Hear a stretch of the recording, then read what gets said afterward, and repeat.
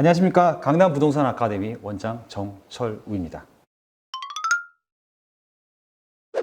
언제부턴가 부동산은 서민에게 그림의 떡이 되었죠. 네. 흔히 다른 사람을 배려하면 투자, 자기만 생각하면 투기라고 합니다. 집값이 수억 원, 수십억 원을 호가하면서 부동산은 투자보다는 투기라고 부르게 되었죠. 네. 소위 갭 투자, 영끌, 전세 사기 같은 문제는 안 그래도 다가서기 힘든 부동산을 더 어렵게 만들어 버렸습니다.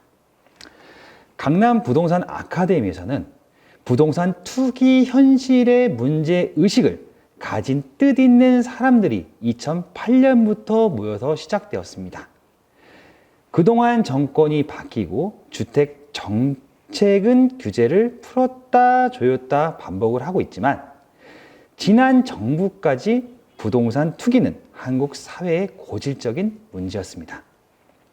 위드 코로나 세상인 지금은 코로나19 팬데믹 기간 동안 각 국가가 경기 부양을 위해 대규모로 투입한 국가 재정, 우크라이나와 러시아 간 전쟁으로 물가 상승, 금리가 인상되어서 주택 가격이 하락하고 부동산 투기라는 말이 쏙 들어갔습니다.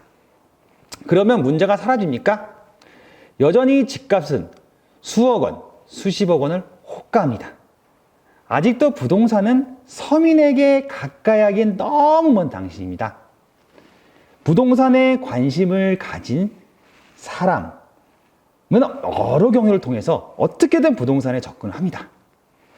어떤 사람은 부동산 분양, 매매, 청약을 통해 접근하기도 하고요. 어떤 사람은 부동산은 목돈이 필요하기 때문에 대출을 통해 접근하기 위하여 경매를 통해서도 접근합니다.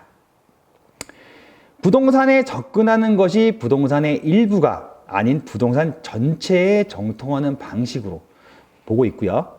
부실채권은 경기가 좋을 때는 언론에서 사라졌다가 경기가 안 좋아지면 언론에서 계속 등장하게 됩니다. 금융감독원에서 정기적으로 발표하는 은행의 부실채권 비율은 금리가 인상되고 대출금리가 높아져서 은행은 역대급 성과급 잔치를 하고 있습니다. 그러나 부실채권이 예기치 못한 방향으로 급증하게 되면 IMF 외환위기, 은행 도산으로 이루어질 수 있고요.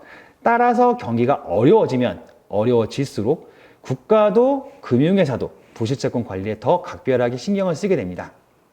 그러면 도대체 부실채권은 무엇입니까? 아시다시피 부동산은 수억 원, 수십억 원을 호가하기 때문에 자기 돈만 가지고는 소유권자가 되기 어렵습니다. 목돈이 필요합니다. 목돈이 필요하기 때문에 필연적으로 대출이 발생을 하고요. 금융회사 입장에서 대출채권의 수익이 발생을 하면 정상채권, 수익이 발생하지 않으면 부실채권입니다. 보통 부실채권은 양도하거나 경매를 통해 감소를 시키고 있고요.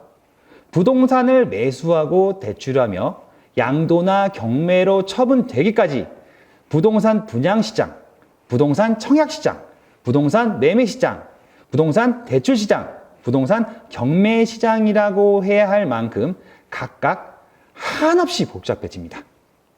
그러나 목돈 부실채권의 경우 채권자가 보통 부동산을 담보로 잡고 돈을 빌려주게 되고 이때 채권자를 저당권자로 하게 됩니다.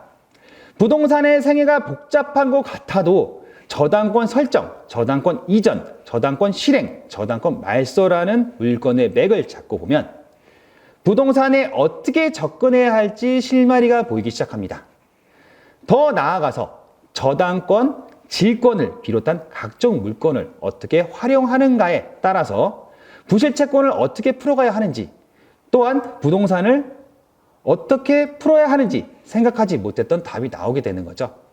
혼자서는 부동산이라는 골리앗을 상대할 수 없지만 같이 물건 활용 능력을 키워서 집단 지성으로 상대한다면 부동산은 쉽습니다. 다시 말해서 단독으로 개인이 질권 투자를 해도 되지만 공동 투자라는 게 있습니다. 어려운 사람들이 서민들이 돈을 모아서 큰 수익이 많이 날 수 있는 부실채권에 투자하게 되면 n분의 1로 수익을 가져갈 수 있기 때문에 내가 돈이 없다고, 나는 서민이다, 난 종잣돈 가진 게 별로 없다, 그래도 NPL로 투자를 할 수 있다. 그렇다면 많은 크게 수익을 냈을 때 모든 사람들이 거기에 대해 행복할 수 있고, 또 장기적으로 봤을 때 연체 이자로 큰 수익을 낼 수 있는 NPL은 블루오션입니다. 지금까지 강남부동산 아카데미 정철호 원장이었습니다. 감사합니다.